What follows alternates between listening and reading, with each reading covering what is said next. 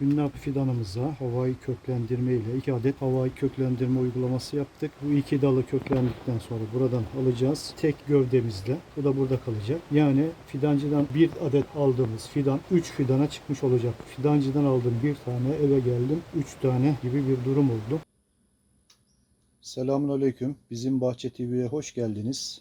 Çekimini yaptığım ağacımız hünnap ağacı. Biliyorsunuz hünnaplar iri ve ufak çeşitler olmak üzere 2 çeşidi var. Bende ufak olanı vardı. Bahçeme dikmiştim. Büyük olan çeşitten de almak istiyordum fakat bir elim değip de fidanını alamamıştım. Bu hünnap fidanını ben fidancıda görünce hemen almak istedim. Çünkü gördüğünüz gibi 3 tane gövdeden dal vermiş dipten. Hünnap ağaçları biliyorsunuz dibinden sürgün verir. Mesela bakın şurada da 2 tane dipten sürgün vermiş. Bu şekilde fidancı bunu köklendirmiş, fidan haline getirmiş ve satmaktaydı. Ben diğer tek gövdeli fidanları bırakıp direkt bunu almak istedim. Bunun da sebebi şuydu. Tek gövdeyi bırakırım, 2 gövdeyi dipten köklendiririm. Bu sayede 3 fidanımız olmuş olur diye düşündüm. Şu an Mayıs 20'deyiz. Havayı köklendirmek için uygun bir zaman. Şimdi havayı köklendirmeyi nasıl yapacağım? Bunu sizlere göstermek istiyorum. Gelin hep beraber hünnap ağacına havayı köklendirme nasıl yapılır bakalım.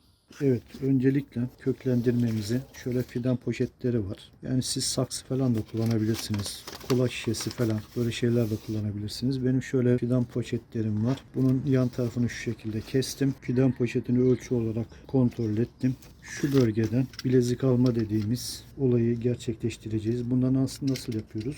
Odunsu dokuya fazla zarar vermeden bir çizimizi buradan yaptık. Bir çiziğimizi de ortalama 1-2 parmak genişliğinde bir çiziğimizi de yukarıdan yapıyoruz.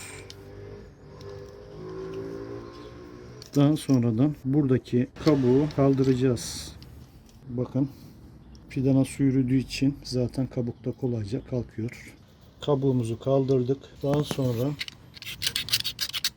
2 kabuk arasındaki bağlantıyı kesmek adına bıçakla hafiften kazıma yapıyoruz. Eğer elinizde aloe vera varsa bu bölgeye aloe vera sürerseniz daha faydalı olacağını düşünüyorum. Benim elimde aloe vera var. Şöyle bir yaprak koparsak yeter. Bunun jelini o bölgeye süreceğim.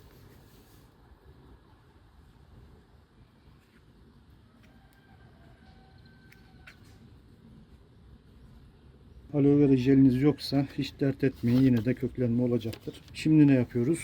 Fidan poşetimizi ya da saksımızı dalımıza monte edeceğiz.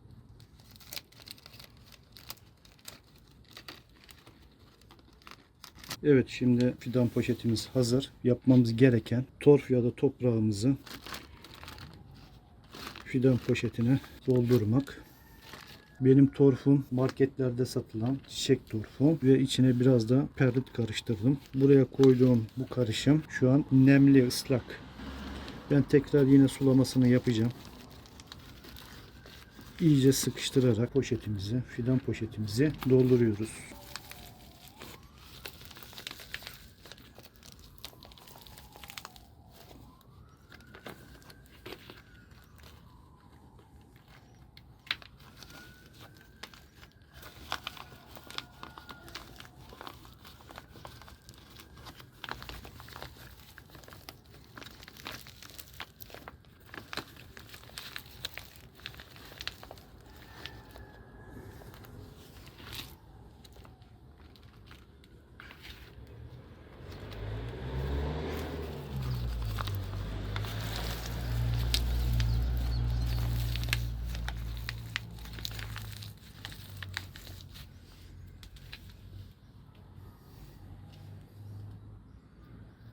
Evet, toprağımızı doldurduk. Toprağımız nemliydi.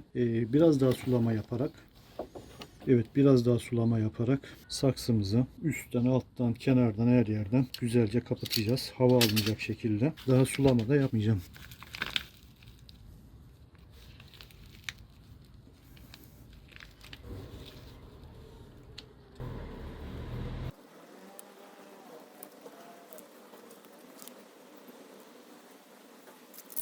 Evet, bu haliyle bile yeterli fakat daha iyi muhafaza edebilmek adına, yani bunun içindeki toprağın nemi kaçmasın diye şöyle bir streçle de kapatmayı uygun görüyorum.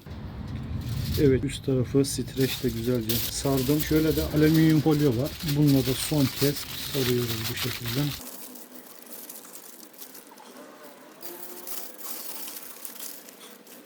Evet, bence gayet güzel oldu. Yani bunun köklenmemesi gibi artık bir sebebi kalmadı. İnşallah buradan köklenecek. Buradan keseceğiz. Diğer dalımızı da yine aynı şekilde keseceğim ben. Bunlar köklendikten sonra dediğim gibi 2 fidanı ben buradan köklenmiş 2 fidanı keseceğim, alacağım. Tek dal burada kalacak. Fidancıdan bir fidan olarak aldığım fidanım 3 fidana çıkarmış olduk bu sayede. Bu videomuz da bu kadardı arkadaşlar.